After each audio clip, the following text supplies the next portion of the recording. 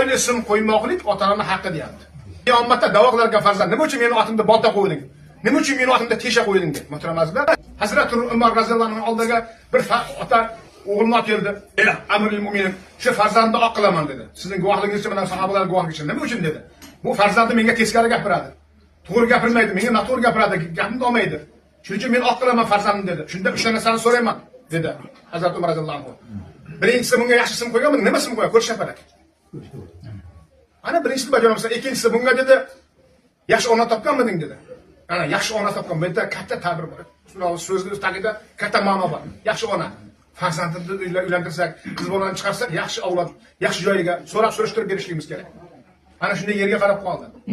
Yaxshi ona topmaganda bir qoqishda buzuq ayolga uylangan, shundan bo'lgan farzandi. Avvalambor tarbiyani ona berayotganda. Ana ikkinchisi bajarmasa, uchinchisi dedi. Bunga tiliga la ilaha illalloh Muhammad rasululloh solgansanmi kalima shoda kalimalar bor.